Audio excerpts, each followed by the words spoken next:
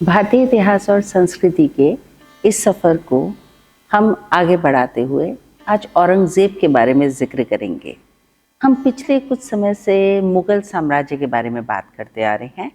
हमने बाबर, हुमायूं, शाहजहां का सफ़र देखा। हमने देखा कि अकबर को महान क्यों कहा जाता है। इस सफ़र को आगे ले जाते हुए हम औरंगज़ेब के ज़रिए से देखेंगे कि किस तरह मुग़ल काल अपने चरम सीमा पर पहुंचने के बाद अपने पतन की तरफ आगे बढ़ गया।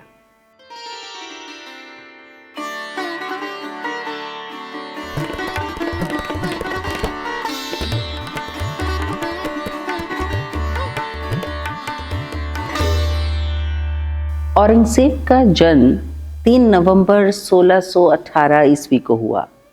जब शाहजहां दक्षिण का सूबेदार था, मुमताज महल ने 14 संतानों को जन्म दिया, जिसमें औरंगज़ेब छठा था। उसका आरंभिक शिक्षक मीर मोहम्मद हाशिम था। वह बुद्धि का विलक्षण तथा कुशाग्र था। वह अरबी और फारसी में माहिर तथा हिंदी का भी उसे ज्ञान था। उसने धार्मिक ग्रंथों में विशेष रुचि दिखाई तथा कुरान और हदीस का गहन अध्ययन किया। वह वीर और साहसी था। उत्साह, धैर्य और दृढ़ता का वह प्रतीक था। औरंगज़ेब का राज्याभिषेक समारोह उसके शासक बनने के एक वर्ष पश्चात 1658 ईस्वी में 31 जुलाई को दिल्ली में बड़ी शान शौकत के साथ संपन्न हुआ। उसने यह राज सिंहासन अपने भाइयों तथा भतीजों का सर्वनाश करने के पश्चात अपने पिता शाहजहां को कारागार में डालकर प्राप्त किया था। उसने अपने हितैषी लोगों को पर्याप्त धन बांटा और पुरस्कार अता किए। उसने अब्दुल मुजफ्फर, मुइनुद्दीन मोहम्मद तथा औरंगज़ेब बहादुर आलमगीर बादशाह गाजी की उपाधि धारण की। उसे इतिहासकार औरंगज़ेब और आलमगीर नाम से ही संबोधित करते हैं। उसने लगभग 50 वर्ष राज्य किया। उसने अपने शासनकाल के पहले 25 वर्ष उत्तरी भारत में विभिन्न विद्रोहों के दमन और सीमा सुरक्षा में बिताए और अंतिम 25 वर्ष दक्षिण के राज्य के विध्वंस में बिताए।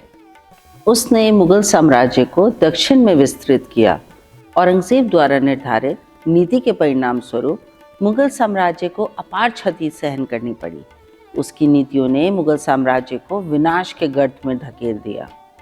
औरंगज़ेब ने अकबर की उदारता, सहिष्णुता और सुलह की नीति का परित्याग कर हिंदुओं तथा गैर मुसलमानों का दमन आरंभ कर दिया।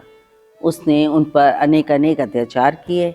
उसने भारत को दारुल इस्लाम यानी मुसलमान राज्य बनाने के अभिप्राय से यहदमन चक्र चलाया। उसने हिंदुओं के मंदिर और उनकी मूर्तियों को तोड़वाकर उनके स्थान पर मस्जिदें बनवाईं। हिंदू पाठशालाएं समाप्त करा दी। हिंदुओं पर जजिया कर लगा दिया। उनके मालों पर अधिक चुंगियां ली जाने लगी। हिंदुओं को सरकारी पदों से पृथक कर दिया। उनके लिए सरकारी नौकरियां मिलना संभव न रहा। उन्हें बलात् मुसलमान बनाया। उन पर भांति भांति के अत्याचार होने लगे। उन्हें धन परिवर्तन के लिए धन, पद तथा प्रतिष्ठा के प्रलोभन दिए गए। इस तरह उसने हिंदू धर्म, सभ्यता और संस्कृति और जाति को समाप्त करने का बीड़ा उठाया। उसकी इस हिंदू विरोधी नीति के परिणाम घातक सिद्ध हुए। औरंगज़ेब ने सिंहासनरूढ़ होने के पहले ही मंदिर और मूर्तियों का विध्वंस आरंभ कर दिया। उसके गुजरात के सूबेदार काल में अहमदाबाद का चिंतामणि मंदिर बनकर तैयार हुआ था। उसने उसे विनष्ट कराकर उसके स्थान पर मस्जिद का निर्माण कराया। गद्दी पर बैठते ही उसने विहार के अधिकारियों को आदेश देकर कटक और मदिनीपुर के बीच बने मंदिरों को गिरवा दिया था। उसकी आज्ञा से सोमनाथ का दूसरा मंदिर भी ध्वस्त कराया गया। बनारस में विश्वनाथ के मंदिर को तोड़वाकर उसके स्थान पर मस्जिद बनवाई गई। मथुरा के केशवराय मंदिर की भी यही स्थिति बनी। मथुरा का नाम इस्लामाबाद कर दिया गया। 1680 ईस्वी में औरंगज़ेब ने अंबर के सब मंदिर गिरवा दिए। अंबर के राजपूतों में अकबर के शासनकाल में मुगल साम्राज्य की अपार सेवा की थी। औरंगज़ेब के इस कार्य से वहाँ के हिंदुओं की भावना को गहरा धक्का लगा। यह उसकी असहिष्णुता की पराकाष्ठा ही नहीं, अपार राजनीतिक मूर्खता तथा अकृतज्ञता थी। उसने पुराने मंदिरों को मरम्मत कराने और नए मंदिर बनवाने पर भी पाबंदी लगा दी। उसने हिंदू मंदिरों की तोड़ी गई मूर्तियों को आगरा तथा दिल्ली मंगवाकर उन्हें मस्जिदों की सीढ़ियों पर लगवा दिया। औरंगजेब ने हर मुमकिन तरीके से हिंदुओं को अपमानित किया। उसने अपने कृत्यों से हिंदू और मुसलमानों के बीच ऐसी अपमानजनक दीवार खड़ी कर दी जिसकी याद आने पर आज भी रोंगटे खड़े हो जाते हैं और शर्म से सिर झुक जाता है। औरंगजेब व्यापार के क्षेत्र में भी हिंदू और मुसलमानों में भेदभाव करने लगा। हिंदू व्यापारियों को अपने माल पर 5% चुंगी अदा करनी पड़ती थी और मुसलमान व्यापारियों को इसकी आधी। बाद में मुसलमान व्यापारियों को इस कर से भी मुक्त कर दिया गया था। यह पक्षपात साम्राज्य के लिए घातक सिद्ध हुआ। राज्य की आय कम हो गई। इसके साथ साथ हिंदू व्यापारियों ने भी अपना माल मुसलमान व्यापारियों को माध्यम बनाकर बेचना शुरू कर दिया। आय कम होने से सरकार दिवालिया होती गई। औरंगजेब ने हिंदुओं को अधिकाधिक संख्या में मुसलमान बनाकर धर्म की सेवा करनी आरंभ की। इस उद्देश्य को पूरा करने में उसने साम, दाम, दंड, भेद इत्यादि सभी का प्रयोग किया। अनेक प्रकार के प्रलोभन देकर वह हिंदुओं को धर्म परिवर्तन के लिए आकर्षित करता। मुसलमान बनने वालों को जजिया कर से मुक्त कर दिया जाता।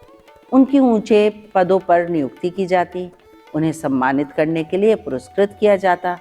जेल में पड़े कैदियों को भी धर्म परिवर्तन के पश्चात मुक्ति का आदेश प्राप्त होता। जो हिंदू इन प्रलोभन से आसन्न होते उन पर धर्म परिवर्तन के अन्य प्रयोग किए जाते। कुछ हिंदुओं को जबरन भी मुसलमान बना लिया जाता। मथुरा के गोकुल नाम के जाट के सारे परिवार को इसी प्रकार मुसलमान बनाया गया था। मुसलमान धर्म की निंदा करने वाले हिंदुओं को कठोर दंड दिए जाते थे। हिंदू धर्म का प्रचार करने वाले को दंडित भी किया जाता था। औरंगजेब के बाद भारत में मराठाओं का उत्थान हुआ। हम अगले सफर में जानेंगे कि कैसे मराठा काल ने हिंदुओं की खोई हुई छवि उन्हें वापस लौटा कर दी। बाद में सिख धर्म का आगमन हुआ। गुरुओं ने कैसे सही शिक्षा देकर, सही दिशा दिखाकर हिंदुओं और मुसलमान दोनों को ही एक साथ अपनाया। भारतीय इतिहास और संस्कृति के आज के सफ़र को यहीं विराम देते हैं। मैं इति त्यागी आपसे आज्ञा चाहती हूँ। नमस्कार।